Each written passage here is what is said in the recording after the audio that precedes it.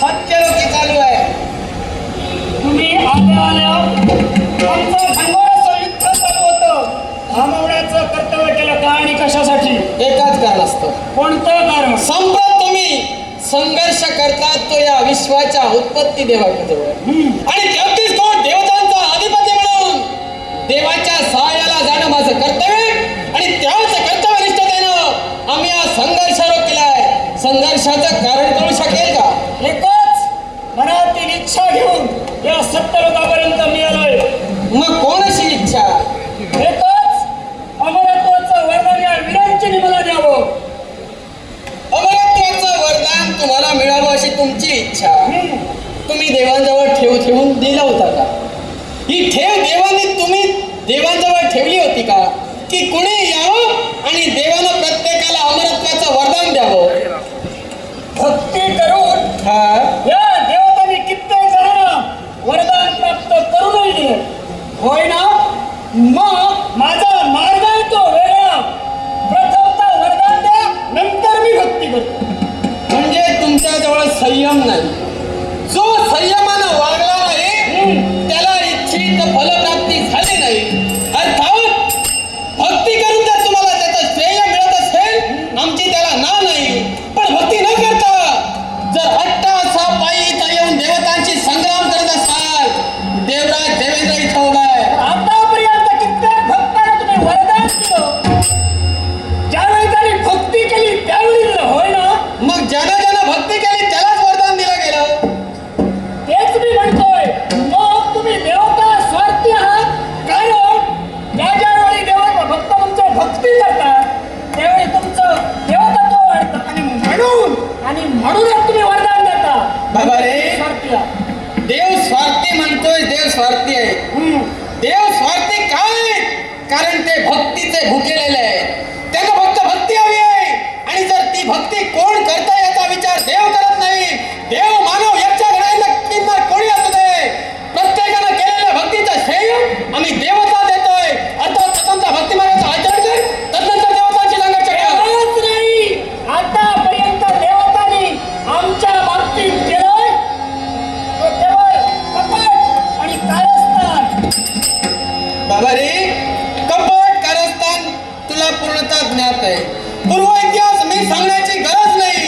कारण ज्या धनुकुलात तुझा जन्म झालाय त्या धनुकुलानं देवता बाबतीत काय केलं असेल हे प्रत्यक्षरित्या तुला माहित असेल. म्हणून याचा उलगडा देवराज करणार नाही. ज्या कारणास्तव इथं आलाय ते तुझ्या इच्छेत तुला साध्य होणार नाही. आला बोलून सांगतो म्हणजे हे असं चाललंय. खरं सशर्प मात्राणी परचिद्राणी पश्यंती आत्मनो विभवपत्राणी पश्यंत वीर पश्यंती. दुसऱ्याच्या डोळ्यातील तुम्हाला मोहरीच्या दाणे एवढं दिसतंय पण स्वतःच्या डोळ्यात बिल्व फळ एवढं जी चूक आहे ती तुम्हाला दिसत नाही. म्हणजे दुसऱ्याच्या डोळ्यातील कुसळ दिसतो पण स्वतःच्या डोळ्यातील मुसळ मात्र दिसत नाही. म्हणजे देवतांनी चूक केली आहे. कोणाशी चूक? कित्येक चुका केल्या. कोणाशी चूक? तुझीच सांगतोय आई. माझीच सांग. हिरण्यकशिपूची पत्नी हा ही गर्भवती असताना काय केलंस? बाबा रे, ही गर्भवती होती तिचं अपहरण करून तू घेऊन गेलास. मी काय केलं हे मला पूर्णतः ज्ञात आहे. मग काय आता केलं? प्रश्न तू करतोय म्हणजे तिचं काय केलंय नेमकं आधी तू सांग. हिरण्यकशिपू ज्यावेळी हा तपश्चर्या करत हा. होता त्यावेळी तिची पत्नी त्या हिरण्यकशिपूची पत्नी कयाधू हिचं अपहरण तू केलं. ती गर्भवती होती. तिच्या उदरात गर्भ वाढत होता. ज्यावेळी तो गर्भ कोण आहे हे मला ज्ञात झालं मी तिला पुनश्च सोडला. सत्य तुला कळत नव्हतं. सत्य होतं का? या अमरेशानं त्या कयाधूला पुनश्च पाठवलंय सत्य होतं? सत्य होतं. जर ते सत्य होतं तर मला सांग तिच्या उदरी कोण गर्भ वाढत होता? हे तू का तिला सोडल्यास माहिती आहे? कशासाठी? नारद मुनीने तुला सांगितलं हा. तिच्या उदरी जो गर्भ वाढतोय तो विष्णू भक्त आहे. अरे इथं तुम्ही बसला. अरे तो विष्णू भक्त होता म्हणून त्याला जीवनदान मिळालं याचा अर्थ तुम्ही विचार करायला हवा होता. देवाची भक्ती करून आपलं श्रेष्ठत्व सिद्ध करावं आणि स्वतःच्या मोक्ष प्राप्ती करावी हे त्या गर्भात असलेल्या गर्भाला समजलं. तुम्हाला नाही समज. म्हणजे तुमची भक्ती करेल तो श्रेष्ठ. आमची भक्ती करेल तो श्रेष्ठ आम्ही असं म्हणणार नाही. कारण भक्त हे श्रेष्ठच आहे.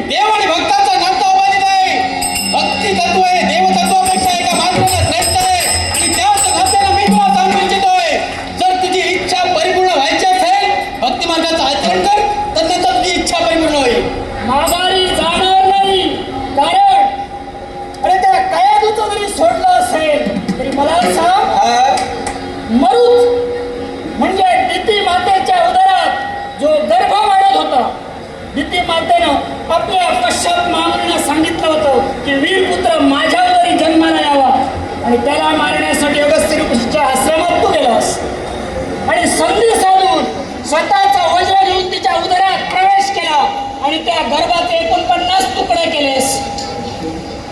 मरुदगणाचं बोललास म्हणून सांगतोय, कारण माझ्याजवळ आता वेळ नाही. पण तुझ्या प्रश्नाचं उत्तर तुला मी देणार आहे, कारण कुणी अनभिज्ञ राहू नये ही माझी जिज्ञासा आहे.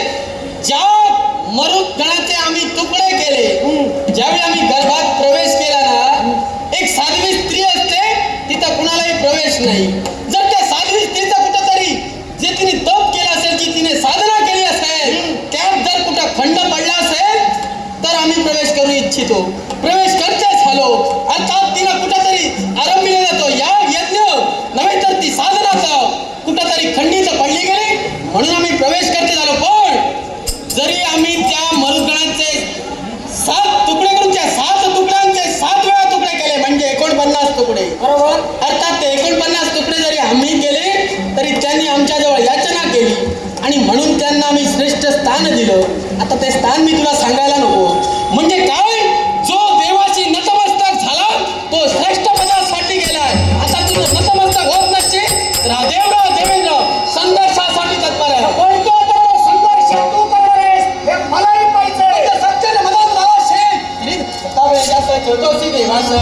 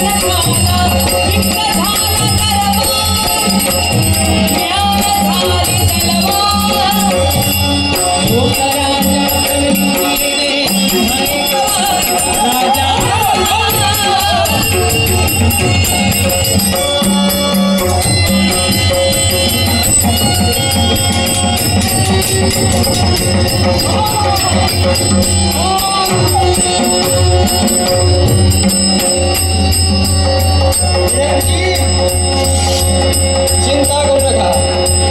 हे दानवरूपी संकट आलं होतं त्या देवराजानं शमविलं आहे. आशीर्वाद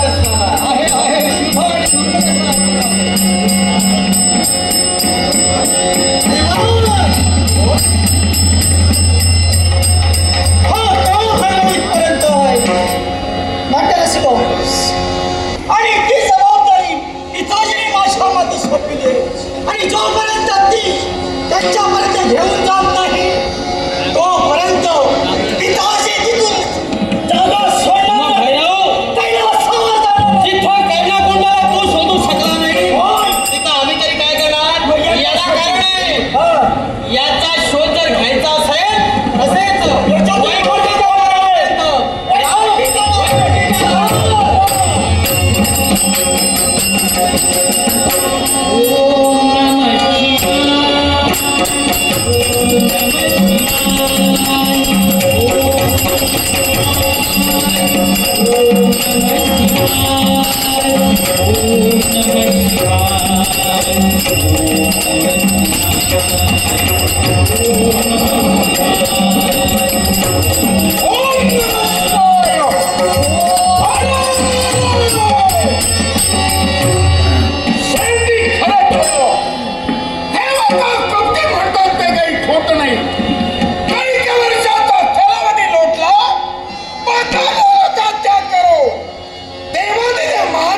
भक्ती करतोय पण या कालावधीपर्यंत हा महादेव मला प्रसन्न झाला नाही.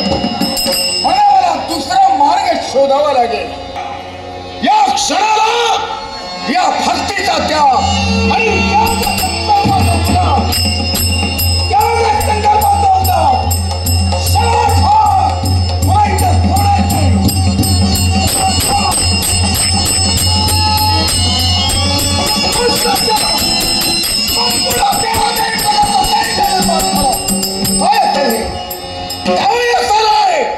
पण काही असू नये क्षणार्धात दुसरा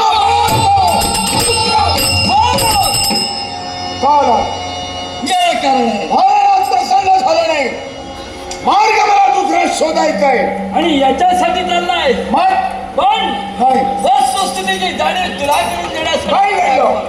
अरे तुझी आज्ञा घेऊन हो. सत्य लोकांपर्यंत गेलेला तुझा काय बंधू झालं? कणकासूर ठार गेला.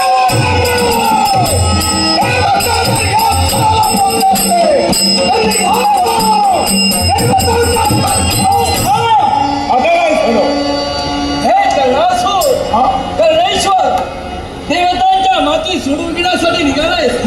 पण जाता जाता मी पाहिलं ते नाही का हे तुझ्या हातात का भक्ती संपल्याचं संपर्क उद्या सोडत असताना माझ्या वंदनी हे बघा पाहूया. अरे बापरे वा वा वा वा कदाचित महादेवाचा प्रसादच आहे. काय झालं? गरज नाही हा? देवतांपर्यंत तुला जाण्याची गरज नाही. म्हणजे? अरे ही लाख मोलाची कर्णकुंडल कुंडला ही आहे कुणाची ज्ञात आहे तुला? ही कुणाची आहे? अरे शिवशंभो महादेवांची पत्नी पार्वती माता. पार्वती देवीची. आणि ही कुंडला शोधण्यासाठी सारे देव सांप्रदायिक सारखे सैरावैरा असं बोललात. तिच्या स्थानी असणारी कुंडला म्हणजे देवतांची इब्रत आहे. अगदी. या इब्रतीसाठी सर्व देवदेवता माझ्यापर्यंत येतील आणि सात माझ्या हाती.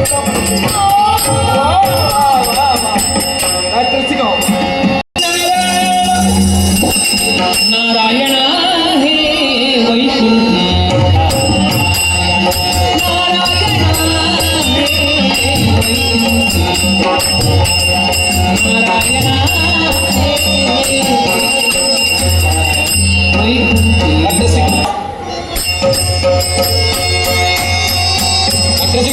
सन्माननीय आमचे मित्र ऋषिकेश परब त्यांनी आमच्याकडे लाकूडाचं पारितोषिकाचा पण माझा भक्त राहिला कुठे?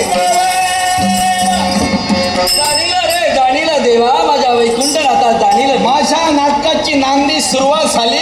कुठे संपूया ती सांगा. देवा नारायणा पहारे देवतांतील घटक हतबल झालंय हतबल. हे काय ऐकून झाले माहितीये मातेच्या कानातली कर्णकुंडला आम्ही दिलेली तू दिलेली देवा तिच्याजवळ. जलाशयात हरवली जलाशयात आणि ती शोधण्याचं कार्य हा करतोय. प्रयत्न केला. मिळाली नाही. अपयश आलं. अपयश आलं. अपयश आलंय. होय. अपयश पत्रावर येणार नाही. अपयशाच्या खडकाखाली यशाचा झरा शोधण्यासाठी या माझ्या बरोबर.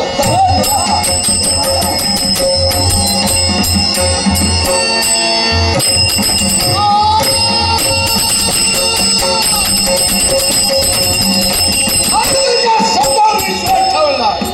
या निमित्तानं तरी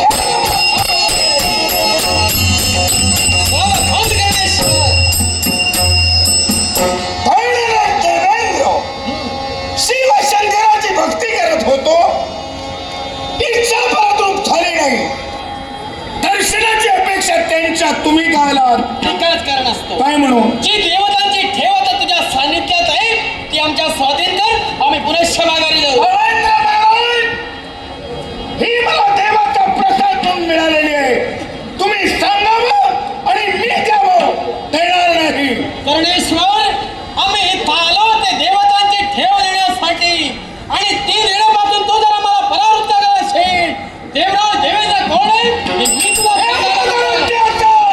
तर देवराज, नाही लागणार माझा तुम्हाला. येणे मुक्तिकारी साधी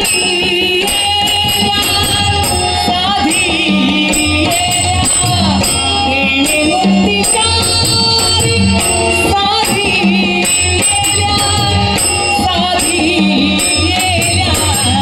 देवाची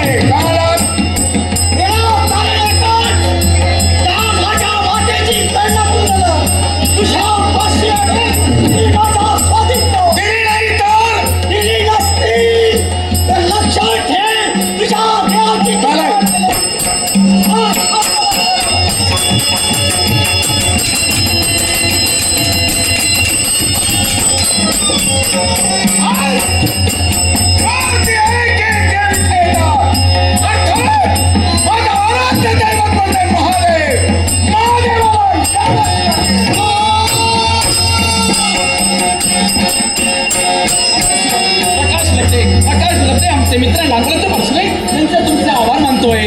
विश्व निर्मिल ज्या मायेनं त्या मायेला त्या जननीला हळवण्यासाठी तुझी आज्ञा घेऊन मातेची कर्णकुंडल आणण्यासाठी आम्ही गेलो. एक क्षण थांबा. या विश्वात चराचरात मी वावरतोय व कुठं कुठं काय घडतंय आपल्याला सांगण्याची ही कर्णकुंडल बेंदारी नव्हे. विश्वाची निर्मिती ज्या मायेनं केली त्या मायेचं आम्ही 3 गुण आहोत. मग तिची आराधना करण्यासाठी चला माझ्या सगळे चला. शुभम भवतु शुभम भवतु शुभम भवतु. देव हो, एकसारखे माझी आराधना करण्याचं कारण कोणतं? माते हा देव सर्व लपून शपून बसताय याला कारण असुर आणि थैमान जातीला म्हणून आम्ही कोणाच्या नजरेत येऊ नये म्हणून आम्ही गर्द झाडीत लपून राहिलो. म्हणजे तुम्ही लपून बसला, चिंता करण्याचं कारण नाही. असं तुम्ही भजन पूजन जोपर्यंत शिव आणि पार्वती आहे तिथपर्यंत करत चला. तुमच्या संकटाचं निवारण लवकरात लवकर करेल, लवकरात लवकर करेल, लवकरात लवकर करेल. ओम नमः शिवाय. ओम नमः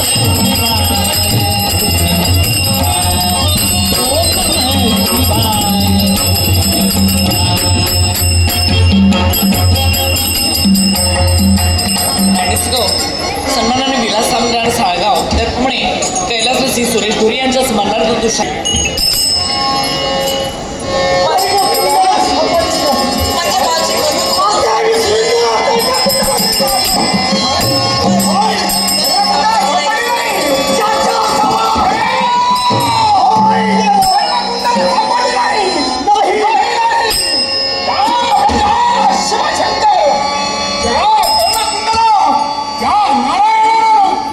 माझ्या मायेसाठी दिली ती कर्णकुंडला जायचा सापडत नसती.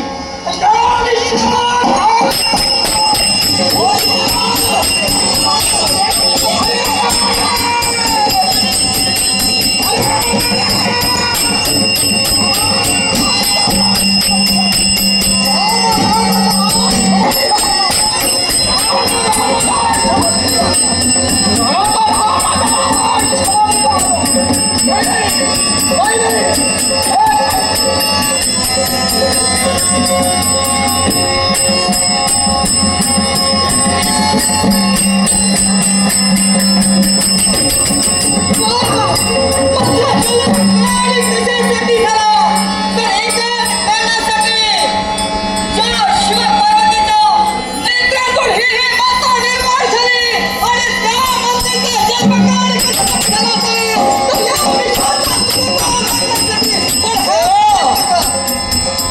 हे वैकुंठनाथा हा प्रकार तरी काय? हे माते सारे देव तुला शरण आले आहे असुराने थैमान मातेला शुभाने मंगलाशास्त्रीचा सारे आशीर्वाद. देव ताई भ्रमणांतरून पळताय हे आदिमाये, हे आदिमाये, साऱ्या देवतांनी तुझी भक्ती केली. आज या ठिकाणी तू मूर्तिमंत स्वरूपाने आम्हाला दर्शन देण्यासाठी सिद्ध झाली. हो मग माते तू कशी काय इथं निर्माण झाली? हा एकच प्रश्न साऱ्या देवांच्या मनी निर्माण झाला. त्याचे मुळाचे एकाच प्रकारचं कारण आहे. कोणतं माहिती का? जो कर्णेश्वर आणि त्या कर्णेश्वरानं या पृथ्वीवरती हैदोस मांडला. साऱ्या भक्ताला एक भगवान करून सोडलं. एवढंच कशाला? मला सांगा, या जर संकटातून मुक्तता व्हायचं असेल ना तर याच्यावर एक पर्याय आहे. असा कोणता देवा, पालन करता देवा, तुझ्या आज्ञेत असलेला तो म्हणजे शेषनाग आणि त्या शेषनागाला इथपर्यंत प्राचारण कर. त्यावेळी सहभाग आलं काय माता म्हणतात? कोण शेषनाग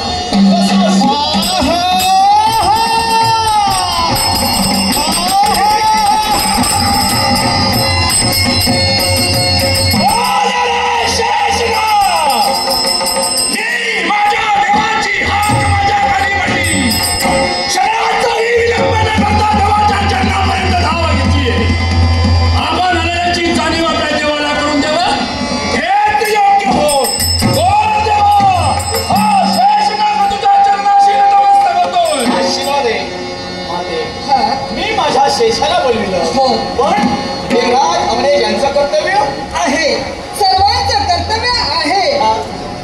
अमरेश, तुला देखील कर्तव्य आहे ते कोणतं? तुझ्या आज्ञाकीत असलेला अग्निदेव आणि या अग्निदेवाला इथं पाचारण करून मग कोण हे अग्निदेव होते? ये या ठिकाणी मूर्तिमंत स्वरूपात ये, या ठिकाणी मूर्तिमंत स्वरूपात ये.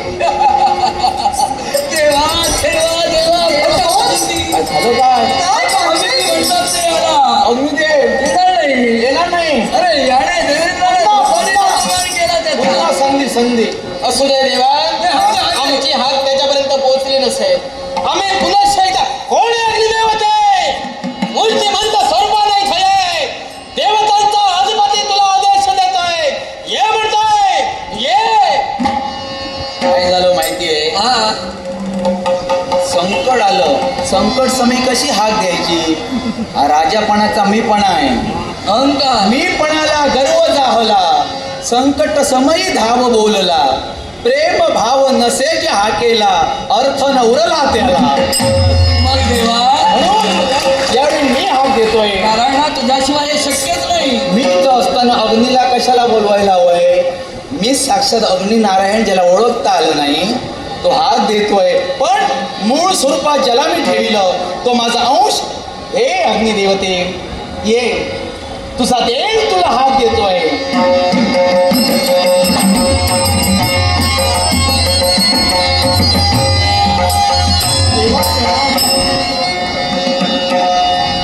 माझा एक प्रश्न आहे. कोणताच देवतांचे अधिपती यांनी हाक दिली.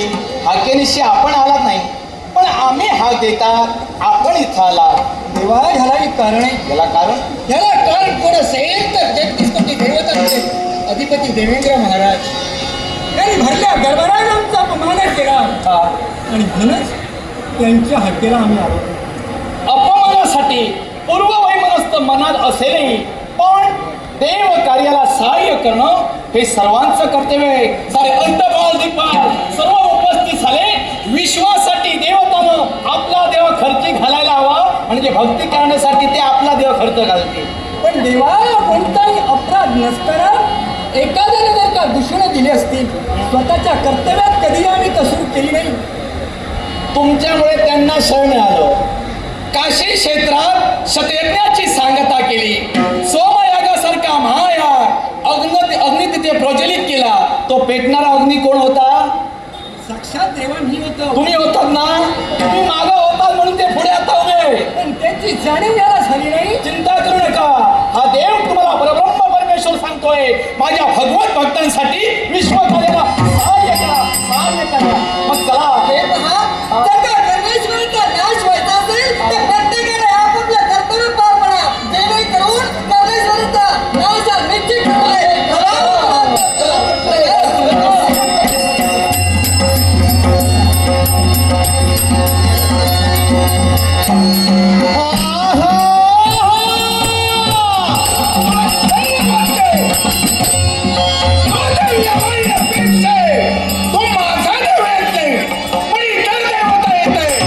यावर लागेल त्याला आत्मविश्वास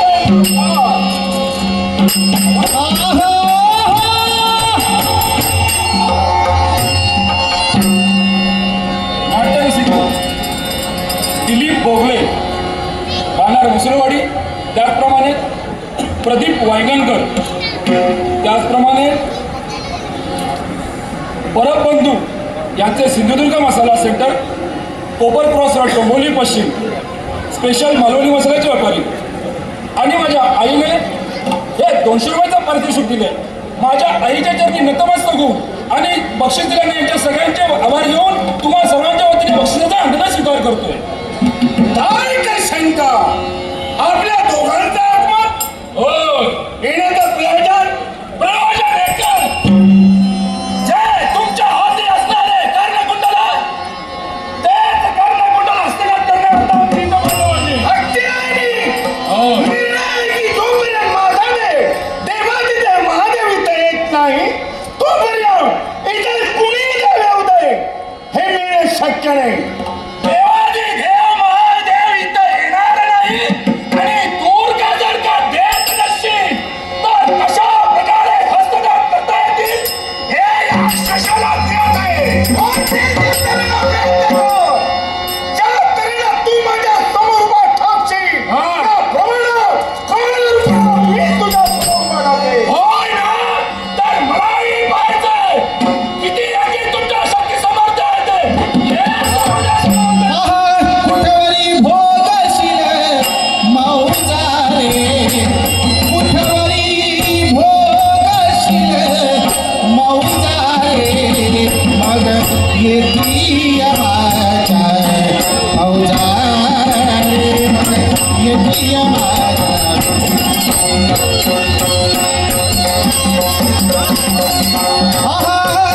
धनदारा सुत साठी सगळे राखतील दरवाजा, माझा राखतील दरवाजा. अंतकारी देतील लोटून काढून घेशी माझा रे, मग येती माझ्या मौजा.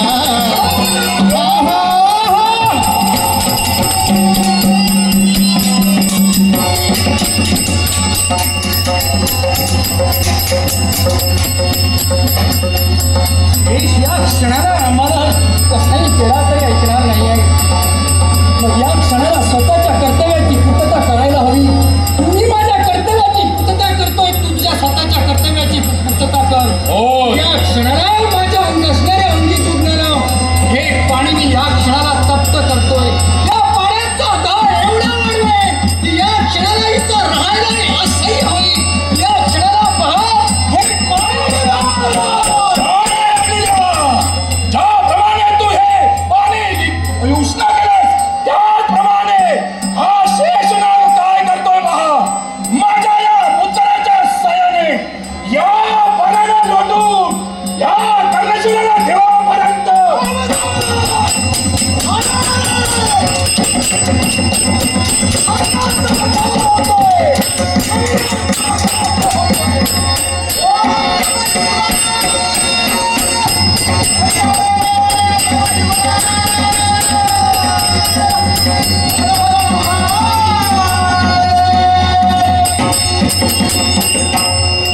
अजूनपर्यंत ती कर्णकुंडला माझ्यापर्यंत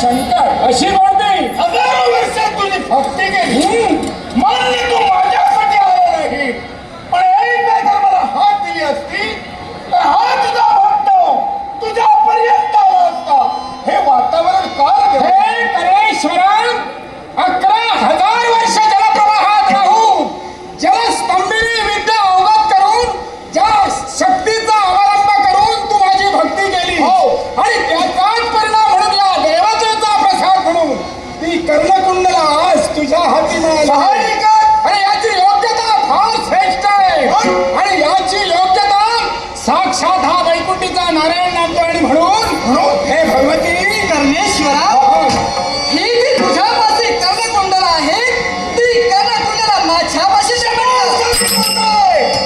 माझा देव म्हणाला की प्रसाद म्हणून हे मी तुला दिले आहे मग देवाला दिलेला प्रसाद भक्त जेव्हा पुन्हा दुसऱ्याला देत नाही काय तरी सुद्धा ते कर्णकुंडला मला हवे आहेत म्हणून सांगतोय कर्णेश्वरा ते म्हटलं कर्णकुंडला हे पहा जर का तू ही कर्णकुंडला मला देत असेल तर या कर्णकुंडला आणि समस्त या मृत्युलोकात असलेल्या सर्व मण्यांना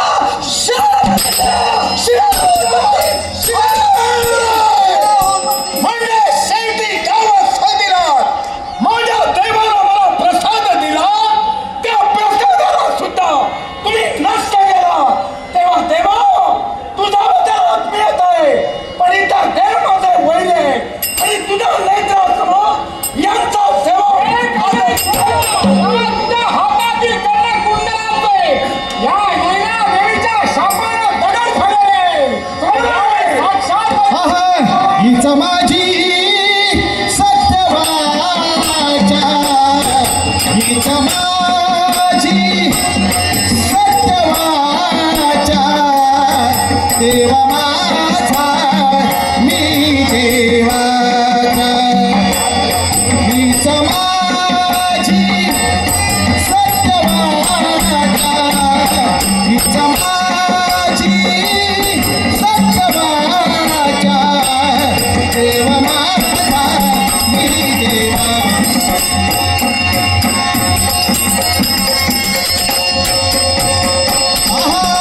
देवा पहावयास गेलो देव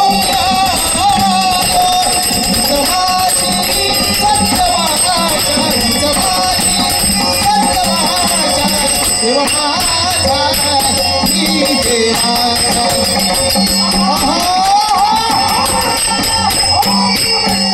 ओम नमः शिवाय देवा तुझ्या क्षणाने मला मृत्यू येतोय मी माझं भाग्य समजतोय पण देवा मी केलेल्या भक्तीला आणि तुझ्या क्षणावर येणाऱ्या मृत्यूला काहीच महत्व नाही का रे हे कर्णेश्वर एक लक्षात ठेव 11,000 वर्ष तू माझी तपश्चर्या केली आहे आणि त्या तपश्चर्याचं फळ म्हणून आज महाविष्णूच्या शस्त्राच्या आघातानं साक्षात शिवशक्तीच्या पायावर तुला मृत्यू होतोय पण हे सगळं जो तू केलंय याचं श्रेय काय असेल तर पहा मोक्ष प्राप्ती आणि ज्या कर्णकुंडलाचा भार त्या कौस्तुभपणाच्या योग्यतेचा होता तो भार या विश्वाला कुणालाच सहन होणारा नव्हता आणि म्हणूनच आज वैकुंठीच्या नारायण शस्त्राकरणी तुला मोक्ष प्राप्ती मला जर तुझ्या चरणी मोक्ष मिळालं तर माझ्या बंधूचं का हे कर्णेश्वर तुझा बंधू तो कणकासूर जो ज्यावेळी त्याचा मृत्यू झाला याला कारण काय असेल तर तू जो मार्ग आचरणात आणलास तो भक्तीचा होता पण त्यानं बलप्रभावानं आपल्या बलाचा उपयोग करून या विश्वाला त्राही भगवान करण्याचं कार्य केलं म्हणून त्याला मोक्ष प्राप्ती न मिळता पहा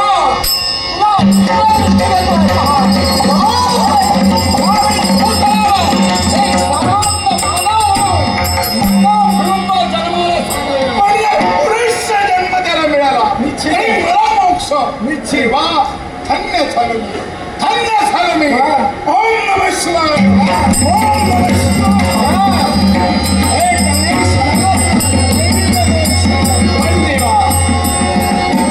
विश्व माझा सहभाग हा कशासाठी देवा? एकच आठवतो प्रसंग.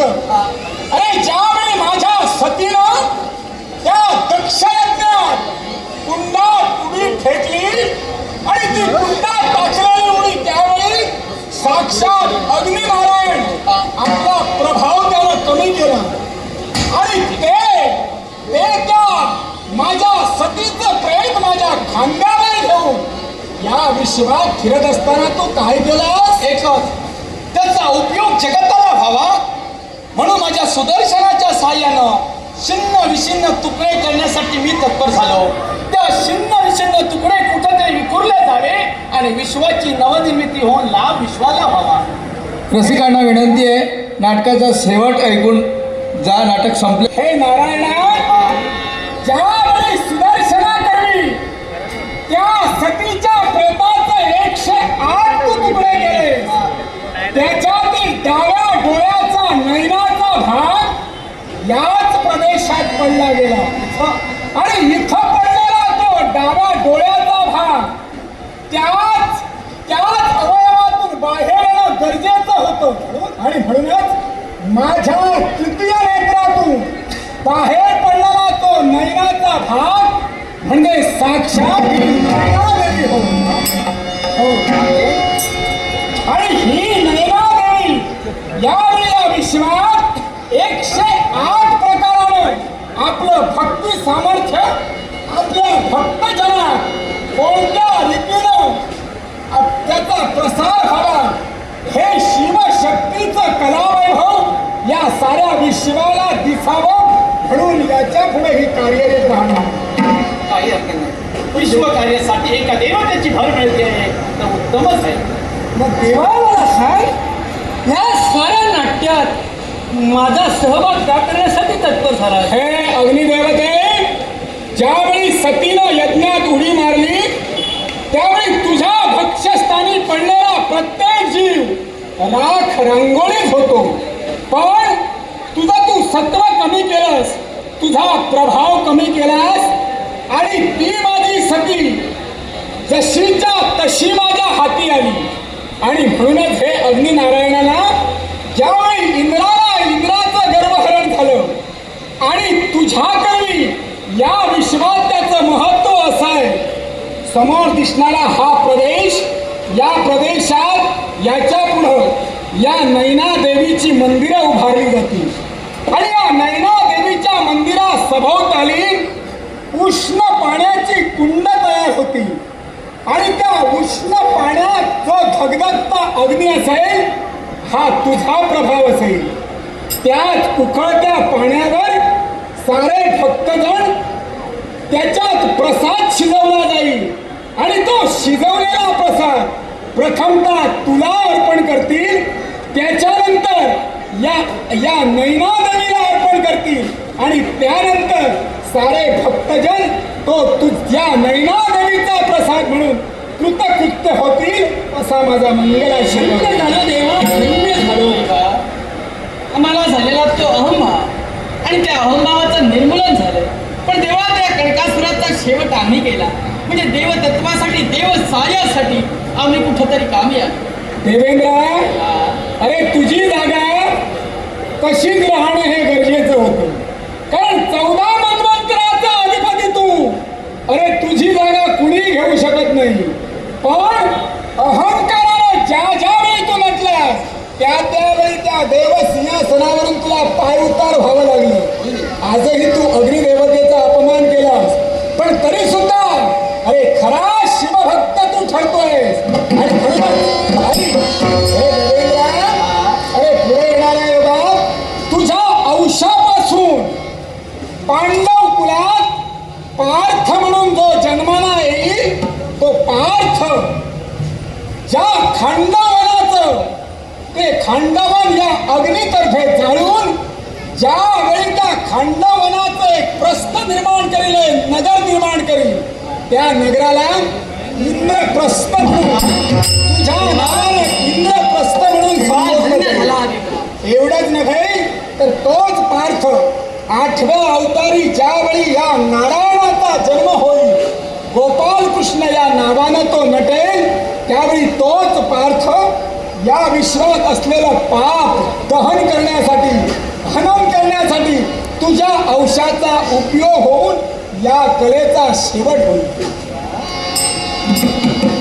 हे भगवंता, या लीलेत थोडासा हातभार माझाही लागला, पण परमेश्वरा, माझ्या मनात एक इच्छा आहे, या स्थळी या स्थानी आज काही का योगायोगानं का होईना समस्त देव देवता उपस्थित झाल्या. मग देवा सांग रे, या स्थळाचं महत्व ते काय? काय म्हणालास? हा. अरे याच्यात खरा लबाड तू आहे देवा. हो. अरे तू इथं आलास हा. आणि हा सगळा गुंता वाढवून ठेवलास आणि हा वाढवलेला गुंता हलक्या हाताने आम्हा सर्वांना सोडवावा लागला. देवा रे हे देवा. लक्षात ठेव. अरे यावेळी माझा फक्त कर्णेश्वर नव्हे तर ते कर्णकुंडल, या कर्णकुंडलामुळे आज हा सगळा प्रमाद घडलाय. देवा, हा? भावानं बहिणीला दिलेली ती भेट, हो, या दोघांच्या भावा बहिणीच्या नात्याची महती या विश्वात राहायला हवी. निश्चितच. आणि या नात्याची महती कशी असेल तर आहे ती कर्णकुंडल, ज्या कर्णकुंडलामुळे हा प्रमाद घडला. ही कर्णकुंडल म्हणजे मणी आणि कर्ण, आणि हे मणिकर्ण म्हणून या क्षेत्राला याच्या पुढे मणिकर्ण किंवा मणिकर्णिका असं संबोधलं जाईल. जो सद्भक्त या मणिकर्ण या क्षेत्रावर येईल त्या भक्ताच्या साऱ्या मनोकामना पूर्ण होतील, असा या शिवशक्तीचा सर्वांना आशीर्वाद आहे. देवा, हा? पण मला सांग रे, आपण मला जन्म दिला, या विश्व कार्यासाठी माझा सुद्धा हातभार लागला. एवढंच नव्हे तर प्रत्येक कर्तव्य या साऱ्याकडून मी करून घेतली. मग मला काहीतरी महत्व आहे की नाही? भावाला बहिणीला दिलेली भेट आणि ही भेट किती उच्च दर्जाची असते याचा प्रताप आज या साऱ्या विश्वाला दिसला गेला. हे नैनादेवी, माझ्या नैनातून तुझा जन्म झालाय म्हणून बरोबर. या ठिकाणच्या क्षेत्रात 108 शक्तिपीठात तुझा उल्लेख केला जाईल आणि तो 108 शक्तिपीठ या शिवशंकराची नव्हेच तर या शिवशक्तीची आराध्य असतील. आणि जो शिवभक्त या शक्तिपीठात तुझं नामस्मरण करून तुझं भजन करेल, तुझं पूजन करेल, तुझा भजन, तुझी अर्चन भक्ती करेल, या सर्वांना तुझा कृपाशीर्वाद सदैव राहील आणि प्रत्येक भक्तगण आपल्या मनीषा तुझ्या चरणाशी येऊन पूर्ण करतील. नक्कीच. देवा, माझा